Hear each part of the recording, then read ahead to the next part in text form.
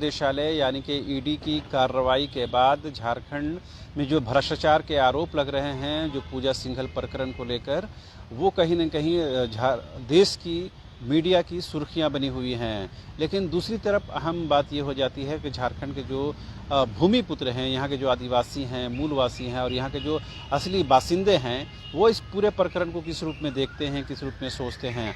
आज जब हम टाना भगतों के बीच में पहुंचे हैं तो इस वक्त भी ईडी यानी कि प्रवर्तन निदेशालय की ओर से झारखंड की राजधानी रांची में 6 स्थानों पर एक साथ छापेमारी की जा रही है। और जो खबर मिली है ये कि पैसों की भी बरामदगी हुई है, जिसके लिए नोट गिनने वाली मशीन लाई गई है।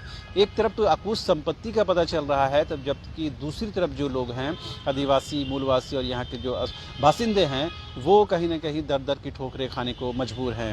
इस वक्त हमारे साथ मौजूद हैं टाना भगत, जो पिछले 37 दिनों से राजभवन के पास अपनी मांगों को लेकर धरना प्रदर्शन कर रहे हैं, अनशन कर रहे हैं।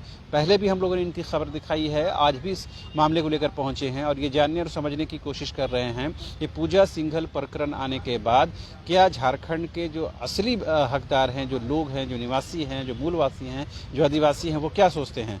ये बताइए, आज के दिन जब ईडी 6 स्थानों पर कार्रवाई कर रही है, छापेमारी कर रही है, दूसरी तरफ आप लोग 37वां दिन राजभवन के पास पंचायत चुनाव और अपने हक और अधिकार की मांग को लेकर बैठे हुए हैं, क्या लगता है झारखंड जिनके लिए बना और जिसके वास्ते ये पूरा सब कुछ प्रक्रिया चला, एक लंबा आंदोलन चला, जिसके बाद झारखंड अलग हुआ, उन लोगों तक उसका वास्तविक हक नहीं मिला। यहाँ के संसाधनों पर, यहाँ के संपत्ति पर कोई जो लोग हैं, वो ऐसे लोग बैठ गए हैं जो यहाँ के लोगों को मनोभावना के खिलाफ काम कर रहे हैं।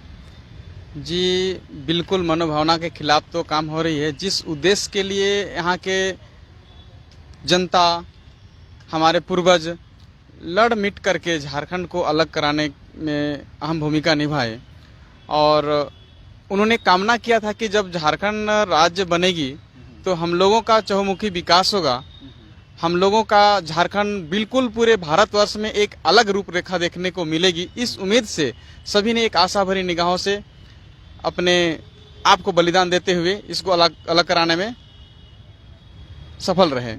लेकिन इतना दुर्भाग्य की बात है कि आज हम सभी को अंधेरे में रखा गया, पूरे जनता को अंधेरे में रखा गया है और यहाँ की खनिज संपदा को लूट करके लोग मालामाल होते जा रहे हैं। आज देखिए, पूजा सिंघल के जैसे बहुत सारे, आज अभी भी आपने कहा कि यहाँ पर ईडी ने छापामारी एक साथ 6 जगह में कर रहे हैं, तो साफ जाहिर हो जाता है कि केवल और केवल झारखंड को लूट का राज्य बना दिया है। ये लूट ज्यादा लगता है ऐसा कि झारखंड एक लूट खंड बनकर रह गया है, जो आदिवासी मूलवासी हैं वो आज भी हाशिए पर है। एकदम यहाँ तो लूट का अड्डा बन गया है। मैं यही समझता हूँ, झारखंड में जिस तरह का लोग अलग राज्य का गठन हुआ, उसमें लोगों की उम्मीद थी कि झारखंड जो है कि एक सोने की चिड़िया और स्वर्ग यहाँ बनेगी, लेकिन ऐसा तो नहीं लग रहा है। जबकि हम लोग यहाँ 5th शेड्यूल एरिया में निवास करते हैं, 13 जिला संपूर्ण और 3 जिला आंशिक। यहाँ के लिए जो विकास ठीक है, 5वीं अनुसूची के अंतर्गत इसको तो अलग कर देना चाहिए था। यहाँ जो है कि सरकार की कार्यपालिका शक्ति यहाँ कार्य नहीं करती, यहाँ राज्यपाल की कार्यपालिका शक्ति कुछ कार्य करती, लेकिन वैसा नहीं हुआ।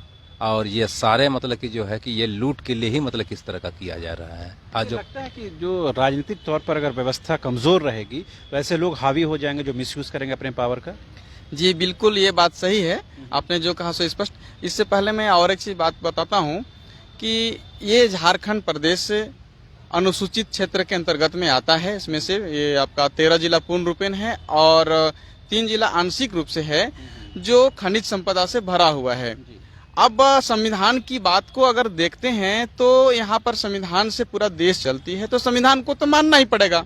भले लेट हो रहा है, ये अलग बात है, क्योंकि लूटने में तो थोड़ा सा समय चाहिए उनको, तो इसलिए ये जानबूझ करके 5वीं अनुसूची को लागू नहीं कर रहे हैं, ताकि लागू करने से पहले हम लोग जितना लूट पाते हैं लूट लेते हैं। इनकी ये मंशा है और यही कारण रहा कि आज अगर हम लोग यहाँ पर धरना स्थल में बैठे हैं, आज 37वां दिन है और कोई यहाँ पर पूछने भी नहीं आता है, मतलब हम जितना लंबा समय तक इन लोगों को अंधेरे में रखेंगे, उतना लंबा समय तक हम लूटते रहेंगे। यही रणनीति बना हुआ है। एक ये लगता है दादा कि अगर 5वीं अनुसूची को पूरी तरीके से लागू कर दिया जाता तो आज पूजा सिंघल जी से प्रकरण सामने नहीं आते। यहाँ जो है कि 5वीं अनुसूची को अगर संपूर्ण रूप से यहाँ अमल किया जाए, लागू तो है ही, उसको अमल नहीं कर रहा है धरातल में ना। अगर धरातल में उसको अमल कर दिया जाए पूर्ण रूप से, तो पूजा सिंघल जैसे प्रकरण क्या, कोई छोटा मोटा प्रकरण भी इसमें नहीं आएगा। इसलिए कि ये सारा का सारा चीज जो रहेगा ग्राम सभा से निहित रहेगा। और यहाँ पर जो है जो भी प्रतिनिधि, चाहे वो विधायक हो या सांसद हो, वो वोटिंग द्वारा नहीं बल्कि सिलेक्टेड मतलब कि विधायक रहेंगे। और उसमें जो है कि एक प्रक्रिया है, जैसे हम लोग के 5वीं अनुसूची के अंतर्गत रूढ़िवादी शासन व्यवस्था में ये हम लोग जो मतलब कि किसी भी पदाधिकारी को चयन हम लोग करते हैं और उनकी जो कार्य प्रणाली उनको कैसे करना है, क्या करना है, उसके बारे में हम लोग देखते हैं कि वो किस हद तक मतलब उनकी क्षमता है करने के लिए। अगर वो गलत कर रहे हैं तो हम लोग 1 साल के अंदर में या तो 6 महीने के अंदर में उसके जगह में दूसरा यह करते हैं अविश्वास प्रस्ताव ला। आपको लग रहा है कि भ्रष्टाचार का निदान, उसके समस्या का समाधान भी 5वीं अनुसूची के अंतर्गत आप जो स्वशासन व्यवस्था बताते हैं उसमें भी उसका निदान हो सकता है? एकदम से हो सकता है। इसमें 100% नहीं बल्कि 110% मैं कहूँगा, इसलिए कि हमारा पूर्वज जब इस शासन व्यवस्था को चलाता था तब तो कहीं कहीं ईडी की आवश्यकता नहीं हुई कि इसको छापामारी करना है या कहीं पर ये पैसा इतना बंडल का बंडल निकला, करोड़ों में निकला, ऐसा तो कभी देखने को नहीं मिली। लेकिन आज देखिए, जिस व्यवस्था के अंतर्गत अभी पूरा राज्य चल रही है, देश चल रही है, पूरे भारतवर्ष में देखिए कहीं ना कहीं पर ईडी को छापामारी करना पड़ रहा है और वहां से मोटे रकम निकल रहे हैं। तो इससे साफ पता चल जाता है कि केवल लूट तंत्र बना हुआ है। कहीं पर ये लगा कि झारखंड के लिए जो उसका मतलब वरदान है, खनिज संपदा, यहाँ पर मिनरल्स, वही इसके लिए कर्ज बन गया, वही इसके लिए जहमत बन गई है। जी बिल्कुल, ये बात सही है। इसलिए कि सभी को देख रहा है कि यहाँ पर झारखंड में जितना खनिज संपदा है अन्य राज्यों में नहीं है, इसलिए समय रहते हुए हम लोगों को लूटना ही है।